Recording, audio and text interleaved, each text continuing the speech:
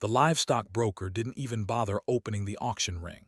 He waved Hannah Mitchell toward a small holding pen behind the barn. They'll never make weight. Hannah looked through the rusty gate. 75 piglets huddled together beneath a broken shade roof. Finn muting hungry enough to chew on splintered fence boards. Where they come from, the broker sighed. Bankruptcy. He rubbed the back of his neck. Nobody wants them. Hannah knelt beside the pen. One curious piglet walked over and sniffed her boot. They've been fed barely. The owner ran out of money weeks ago. The broker looked embarrassed. I hate saying this. He paused, but if nobody buys them today, they probably won't leave here alive. Hannah stood quietly. How much? The broker shrugged. $22 each. She looked at the piglets again. Most buyers wanted finished hawks. Nobody wanted weeks of extra feed and care, especially during the worst drought in 40 years. I'll take everyone. The broker blinked. Everyone. She nodded. Several ranchers nearby overheard the conversation. One laughed. You just bought 75 mouths to feed. Another shook his head. Bad timing. Everyone knew hay prices had doubled. Pastures had burned brown. Creeks disappeared. Farm ponds shrank into cracked mud.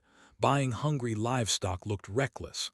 Hannah thought differently. Her farm bordered 80 acres of neglected bottomland. Years earlier, the creek crossing the property had gradually vanished beneath layers of sediment, brush, blackberry thickets, and invasive vegetation. Old maps showed a winding stream. Modern maps marked only as seasonal drainage. Her grandfather used to tell a different story. That creek never dried. As a little girl, Hannah never believed him. Every summer she saw only weeds and cracked earth. Still, she remembered another detail. Grandfather always blamed neglect. Water doesn't disappear overnight. It gets buried. Those words returned often, especially after she began raising heritage pasture pigs. Unlike commercial confinement hawks, her Burkers and Tamworth crosses loved rooting through soft ground. They searched constantly for roots, grubs, bulbs, anything hidden beneath the soil. Watching them work reminded Hannah of living excavators. Not destructive, curious, methodical, she wondered whether enough pigs, given enough time, might expose parts of the forgotten creek. The rescued piglets arrived exhausted. The first weeks focused entirely on recovery. Nutritious feed, clean water, shade, veterinary checks. Slowly the little pigs changed. Their ribs disappeared. Energy returned. Curiosity replaced fear. By autumn, they raced toward fresh pasture. Every morning, that's when Hannah opened the first section of neglected creek bottom. Blackberries covered everything. Yum, sycamores leaned across dense brush. Willows disappeared beneath vines. Nobody could even identify where the old creek once flowed. The piglets entered enthusiastically. Snouts immediately disappeared into soft earth. Roots flew behind them. They uncovered worms, tubers, acorns buried beneath years of leaves. Every day they reshaped another small section. Neighbors watched with amusement. One farmer leaned against the fence, training archaeologists. Hannah laughed. Just pigs, they're making a mess for now. Winter rains never arrived. The drought worsened. Nearby ponds continued shrinking. Several neighbors hauled water daily for livestock. Penna worried too. Her own wells remained adequate, but the old creek looked just as dry as everyone else's. Still, the pigs kept rooting. Every grazing section revealed new surprises. Flat stones, old fence posts, massive sycamore roots extending far beneath the surface. Then they uncovered something unexpected. Smooth river gravel, not scattered rocks, a continuous ribbon exactly where the old map suggested the creek once flowed. Penna became excited. She carefully marked every exposed section. The gravel gradually formed a winding line through the property. The buried creek channel still existed. It had simply filled with decades of sediment. Visitors increased. Conservation groups wanted to observe the unusual restoration project. Several soil scientists visited. One professor examined the gravel closely. This used to carry permanent water. You think so? He nodded. The channel's still intact, but it's dry. He smiled on the surface. That answer puzzled Hannah. The professor explained how buried spring-fed streams sometimes continued flowing beneath accumulated sediment. The water simply disappeared from view. The idea fascinated her. The pigs continued following the gravel naturally. Without realizing it, they preferred rooting through the softer creek sediments. Each week exposed another stretch. The old channel became easier to trace. By midsummer of the following year, nearly half the creek corridor stood visible again. Native grasses replaced invasive brush. Willows sprouted naturally. Birds returned. Dragonflies multiplied. The land already looked healthier. Then the drought reached its worst point. Rain hadn't fallen meaningfully for months. County officials issued emergency water restrictions. Neighboring creeks stopped flowing entirely. Even large ponds developed cracked mud flats. One scorching August afternoon, Hannah walked toward the newest grazing paddock. The pigs crowded one narrow bend in the old creek channel. Normally, they spread widely. Today, almost every animal rooted in the same small area. Mud flew through the air. The piglets, now nearly full-grown hogs, worked furiously. Hannah hurried closer. The gravel looked darker there. Almost wet, she not pressed one hand against the soil. Cool, very cool. Then she heard it. A faint trickling sound. Seconds later, one determined hog shoved its snout beneath a buried root. The packed earth suddenly collapsed. Crystal clear water burst through the opening. At first it formed only a narrow stream. Then another section gave way. Water spread rapidly across the exposed gravel bed. Within minutes, a flowing creek emerged where everyone believed nothing remained. The hog stepped back, staring curiously as clear spring water continued bubbling from beneath the hillside. Penna could hardly breathe. Her grandfather had been right all along. But when county hydrologists arrived the next morning, they made an even more astonishing discovery. The water flowing through the forgotten creek wasn't coming from recent rain. It was coming from something much older, hidden deep beneath the farm. The county hydrologist crouched beside the fresh stream. He filled a small bottle with crystal clear water. Then he measured the temperature.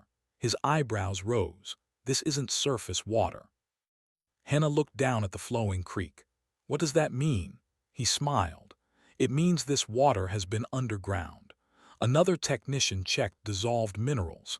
A third examined old geological maps. An hour later, the lead hydrologist unfolded a faded survey dating back nearly a century. He pointed toward the hillside. There's a limestone spring beneath this ridge. Hannah frowned. I've lived here my whole life.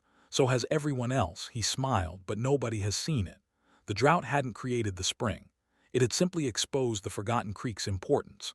For decades, fallen branches, brush, sediment, and invasive roots slowly buried the natural channel.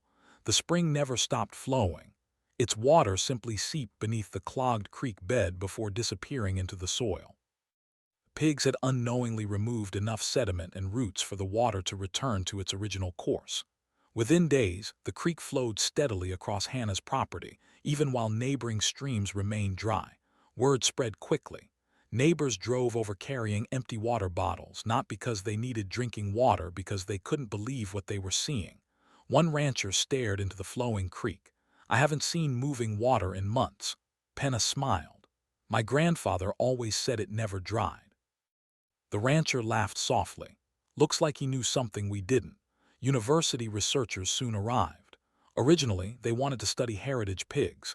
Instead, they found an unexpected groundwater restoration project. They surveyed the entire creek corridor. Ground-penetrating radar revealed something remarkable. The buried creek stretched nearly 2 mi beyond Hannah's property. Large portions remained clogged beneath decades of accumulated sediment and invasive vegetation. The pigs had reopened only the first section. The researchers asked an unusual question. Would you keep going? Penn looked toward the herd. They already are. Over the next year, she expanded rotational grazing along additional sections of the old creek. The pigs rooted exactly as they always had, searching for bulbs, roots, grubs, soft ground. One bite at a time, they exposed more gravel, more buried channels, more flowing water. Each reopened section connected naturally to the next. Slowly, the creek returned. Native plants responded almost immediately. Willows sprouted along damp banks. Cottonwoods produced new seedlings. Dragonflies covered quiet pools. Frogs returned by the hundreds. Then fish appeared, small minnows first. Later, creek chubs and sunfish. Nobody stalked them. They simply followed the water home. One afternoon, Hannah found an elderly neighbor standing silently beside the stream. His name was Earl. He removed his hat as she approached. I used to catch crows here. She smiled. When oh, he laughed. Before you were born, he watched the clear current sliding over fresh gravel. I thought those days were gone forever. So did I. County officials soon designated the restored creek as an important groundwater recharge corridor. Instead of channelizing it with concrete, they partnered with Hannah. The pigs continued managing vegetation naturally. Native grasses stabilized the banks. Water quality improved every season. The drought finally broke the following winter. Heavy rains returned. Most creeks flooded violently after months of hardened ground. Hannah's restored creek behaved differently. The reopened channel spread excess water naturally across the flood plain. Wetlands filled gradually. Sediment settled harmlessly. Downstream flooding decreased noticeably. Hydrologists weren't surprised. The creek wasn't new. It was simply functioning the way it had for generations. Agricultural colleges began bringing students to the farm. Some came expecting a lesson about pigs. Instead, Hannah spoke about observation. She always began with the same sentence. My pigs didn't discover water. The students listened. They uncovered what was already there. That idea stayed with many of them. The restoration project inspired neighboring landowners to examine forgotten springs, buried drainages, and neglected waterways across the county. Several hired grazing livestock instead of heavy equipment. Others restored native vegetation around old creek beds. Small changes spread across the watershed. 5 years after rescuing the starving piglets, Hannah walked beside the fully restored creek just before sunrise. Crystal clear water slipped quietly over rounded gravel. Tall sycamores shaded the banks. Blue heron hunted patiently in shallow pools. Heritage pigs grazed another section farther upstream. No longer starving, no longer unwanted, healthy, powerful animals doing exactly what nature designed them to do. The livestock broker visited that autumn. He watched the pigs rooting beside the creek. I remember those little piglets. Hannah smiled. So do I. I figured you bought them out of kindness. I did. He nodded toward the flowing water. I didn't expect this. Neither did I. He looked down the valley where green pastures stretched beside the creek while surrounding hills still showed signs of drought. Funny what is. The animals everyone thought would become a burden. He pointed toward the stream ended up rescuing the farm. Hannah laughed. They rescued more than that. They rescued a creek. They restored wildlife habitat. They helped recharge groundwater. They reminded an entire community that sometimes nature doesn't need to be rebuilt. It simply needs enough patience to reveal what has been hidden. People often asked Hannah how she knew the spring was buried beneath the creek bed. She always gave the same answer. I didn't. Then she'd point toward the herd. They found it. The pigs had never searched for water. They searched for roots. Every snoutful of buried vegetation uncovered another piece of the old creek until the spring finally broke into daylight again. Everyone saw 75 starving piglets. Hannah saw a second chance. The piglets saw dinner. And beneath that forgotten creek bed waited water that had never stopped flowing, only waited for someone willing to uncover its path.